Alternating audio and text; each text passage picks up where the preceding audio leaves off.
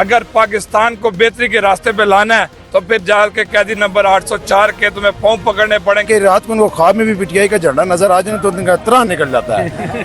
کل انشاءاللہ سینکڑوں لوگ یہاں پہ ہزاروں پہنچیں گے اور جلسہ کی انشاءاللہ رونق بڑھیں گے. بسم اللہ الرحمن الرحیم.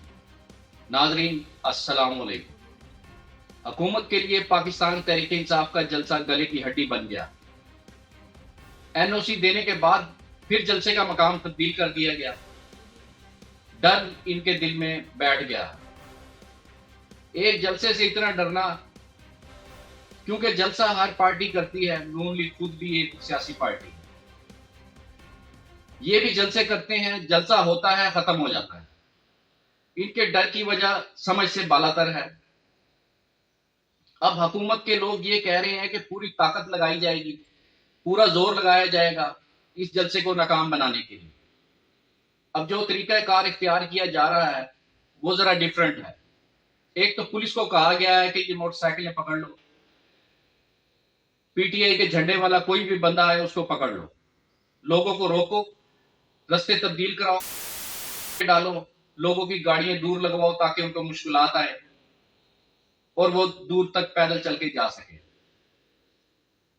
لوگ مایوس ہو جائیں, لوگوں کی اکثریت کو جلسہ گاہ تک پہنچنے ہی نہ دو.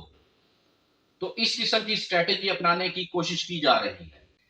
جلسہ گاہ کے مقام کو بھی تبدیل کر دیا گیا ہے, یعنی کہ جہاں جلسہ پہلے ہونا تھا اس کی جگہ تبدیل کر دی گئی ہے. لیکن اب جو مقام ہے وہ جگہ سنگ جانی مویشی منڈی کے نزدیک ہے. پہلے تھوڑا پاکستان تحریک انصاف نے مزاحمت کی کہ کیا مذاق بنایا ہوا ہے آپ لوگوں نے. ہم لوگ جہاں اپنا سامان لگاتے ہیں آپ اتارنے آ جاتے ہیں اور اٹھانے آ جاتے ہیں. پھر رات کو علی امین گنڈا پور صاحب نے مداخلت کی. انہوں نے کہا بندے تو آ جائیں گے, عوام تو پہنچ جائے گی. ان کی سب باتیں مانو, حکومت کے پاس کوئی بہانہ نہیں ہونا چاہیے کہ ان کی کوئی بات نہیں مانی گئی. پنجاب پولیس کو یہ احکامات دیے ہوئے ہیں کہ شہروں سے قافلے باہر نہ نکلیں, گاڑیوں کو چیک کریں, کارکنوں اور لیڈروں کے لیے حالات مشکل کریں. یعنی یہ سب مل کر جلسے کو مشکل بنا رہے ہیں. لوگ کیوں آئے اس جلسے میں؟ اس کی دو طرح کی وجوہات ہیں.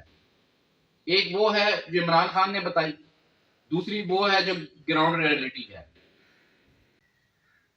عمران خان صاحب نے یہ بات بھی بتائی ہے کہ مینڈیٹ کی واپسی, جو چوری کر لیا ہے مینڈیٹ اس کو واپس لینا ہے.